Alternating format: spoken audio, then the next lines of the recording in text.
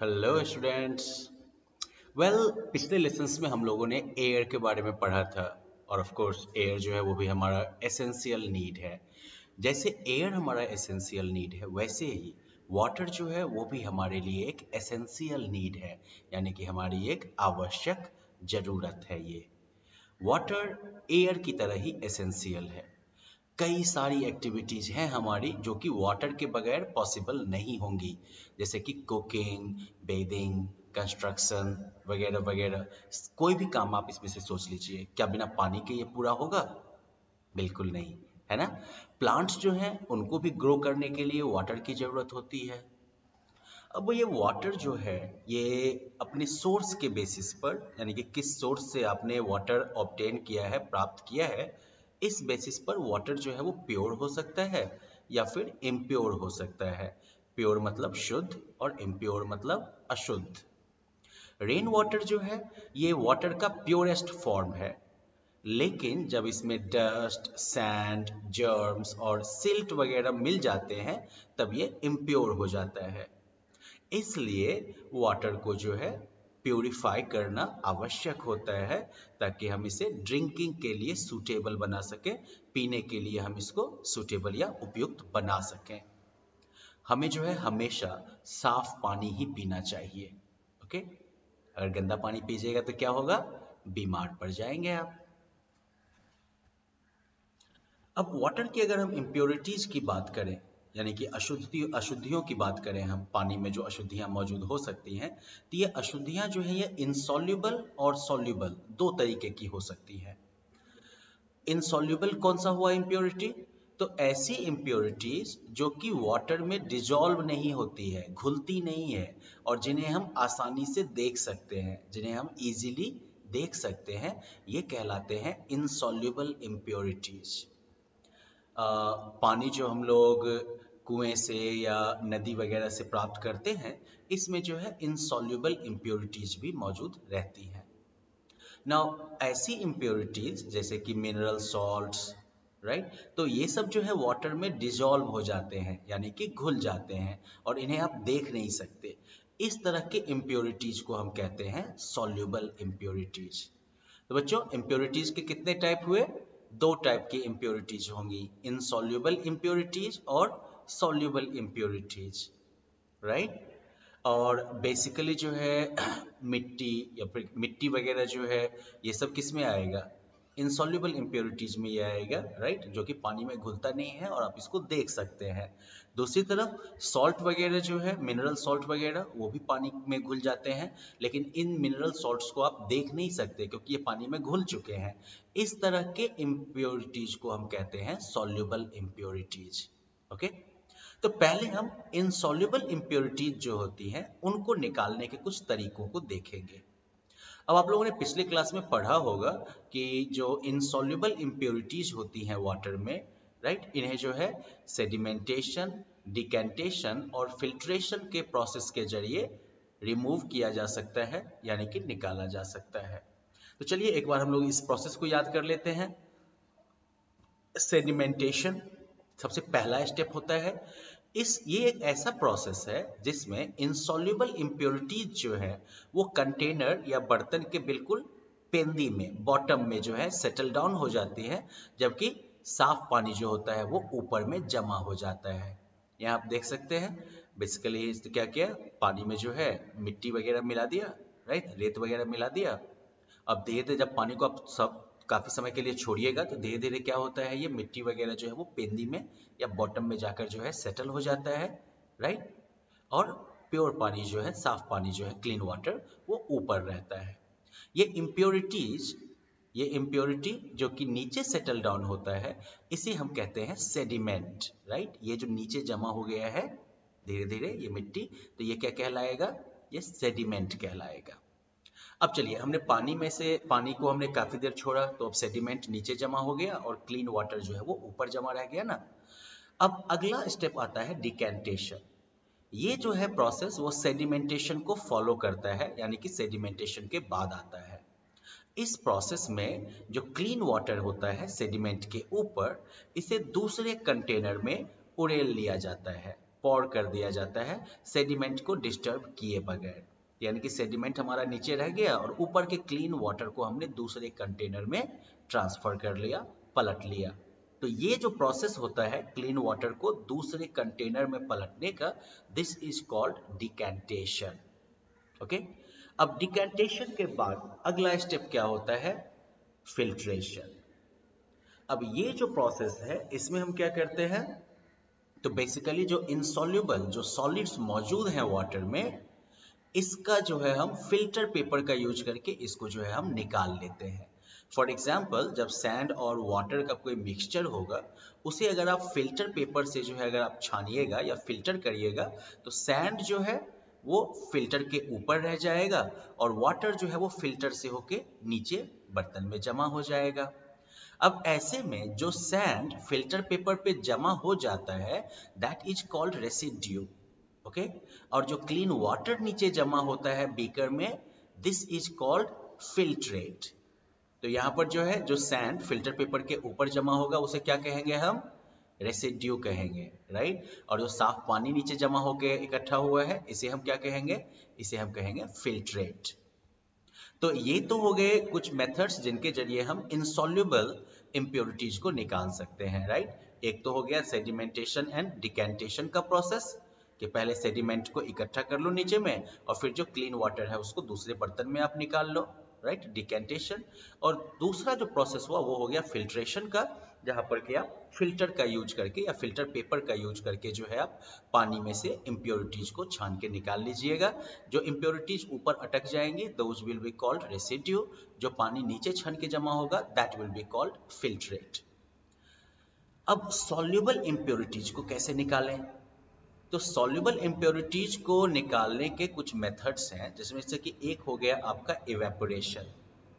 अब इस मेथड में वाटर या कोई लिक्विड जिसमें कि इम्प्योरिटीज मौजूद हैं, उन्हें हीट किया जाता है, गर्म किया जाता है।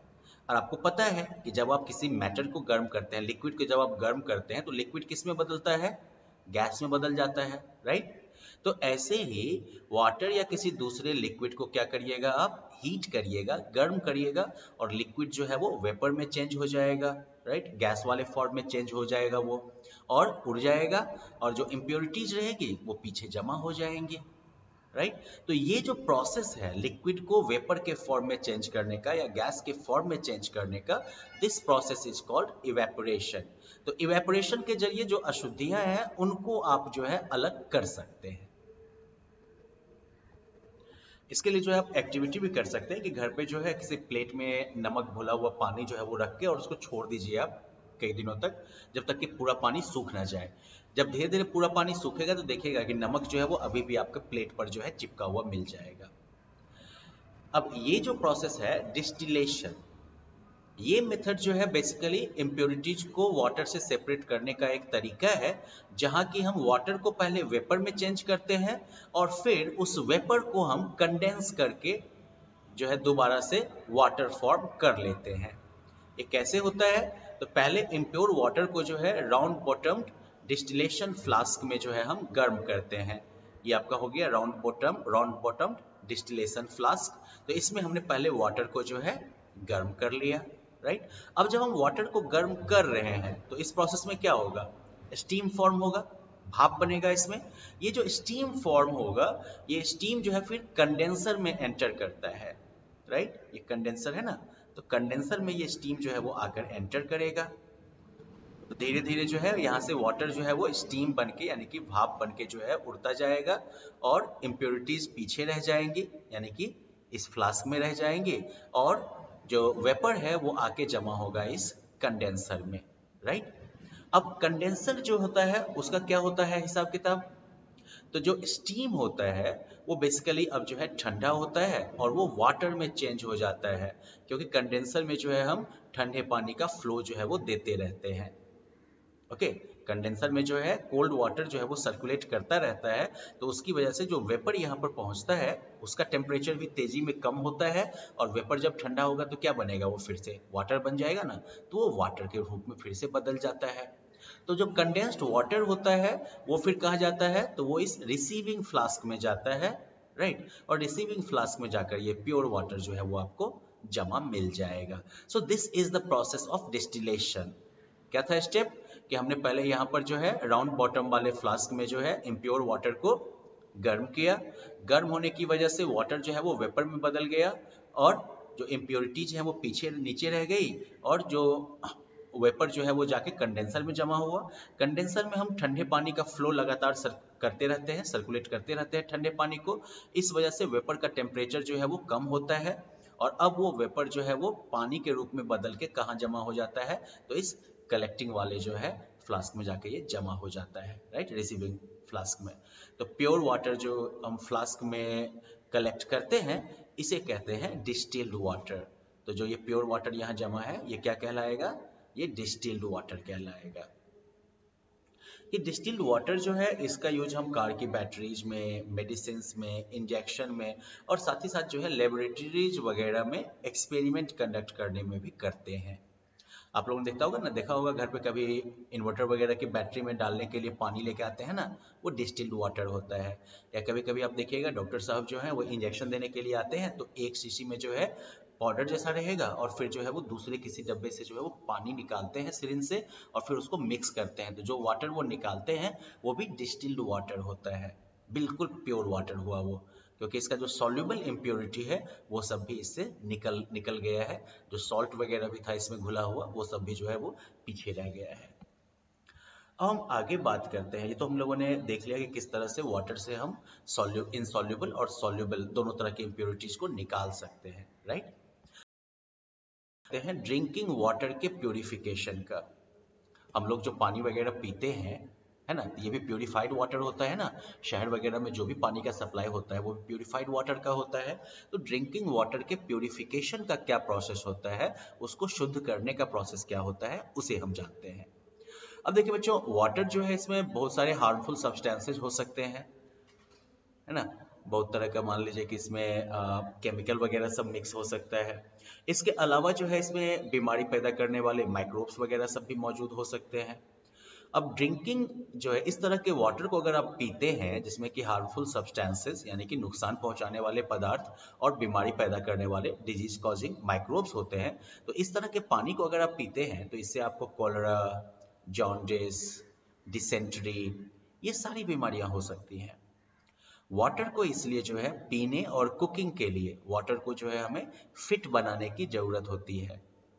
तो जो बड़े बड़े टाउन हैं यहाँ पर वाटर जो है वो प्यूरिफिकेशन प्लांट्स में जो है ये प्यूरिफाई किया जाता है।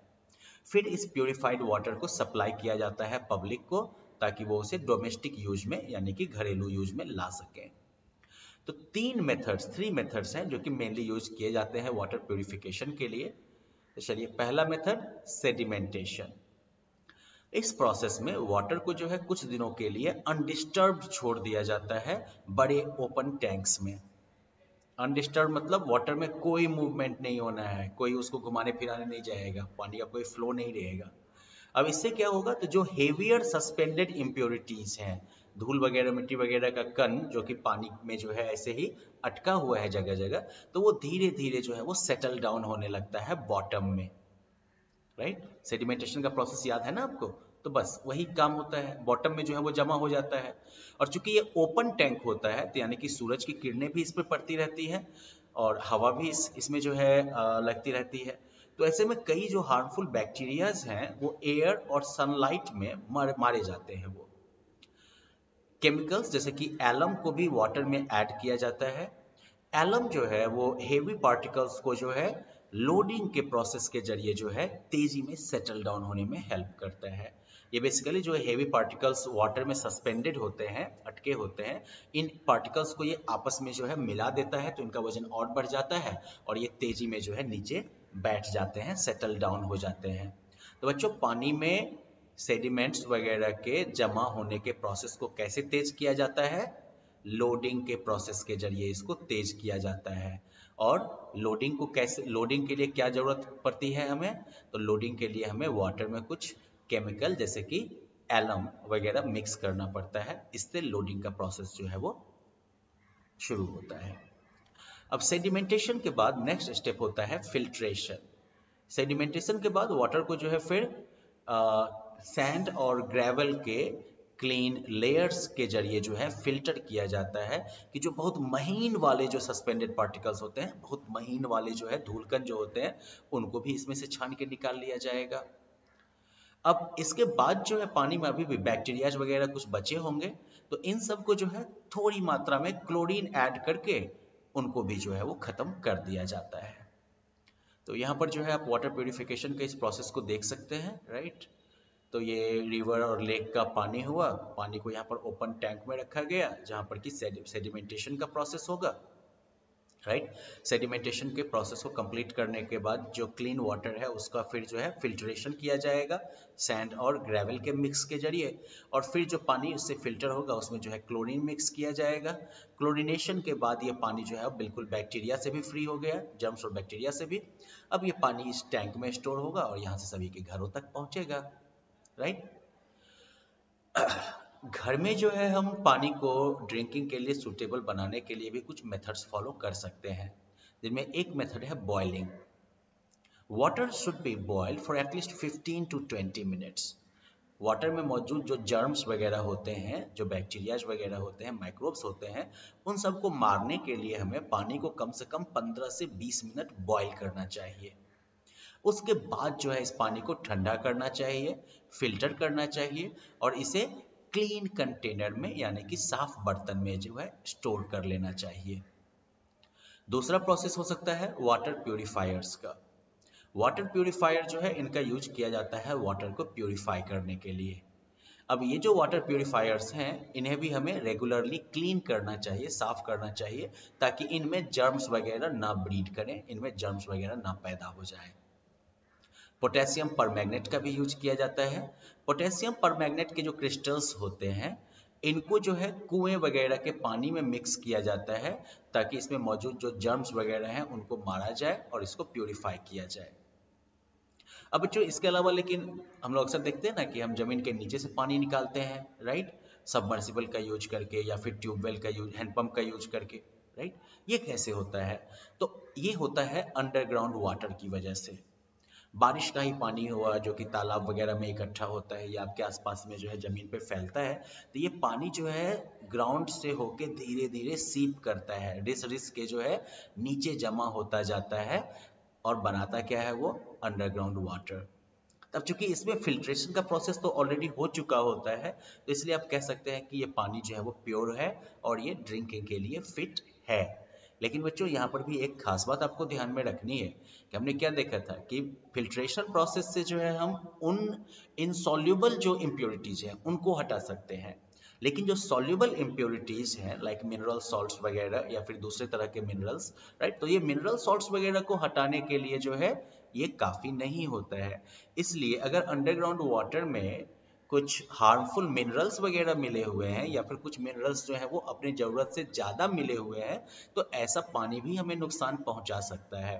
तो ऐसे पानी को हमें अलग तरीके से ट्रीट करने की जरूरत पड़ती है।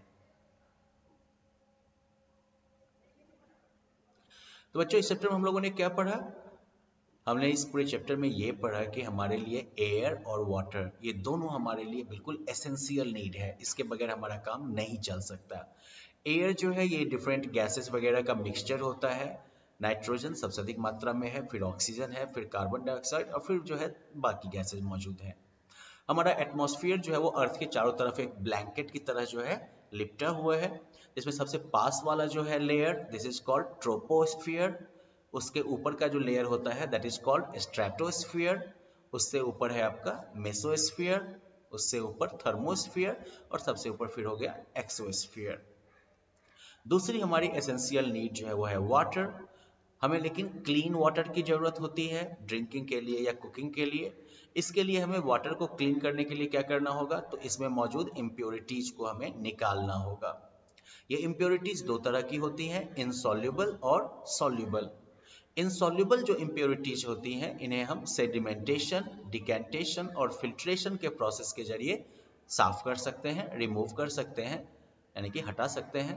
जो सॉल्युबल इम्प्योरिटीज होती हैं इन्हें हम इवेपोरेशन के जरिए जो है अलग कर सकते हैं या फिर हम डिस्टिलेशन के प्रोसेस के जरिए जो है हम वाटर को प्यूरिफाई कर सकते हैं सॉल्युबल इम्प्योरिटीज से भी। So well students, that is it for this chapter. Hope that you have understood it. Now you can try these chapter and questions as well.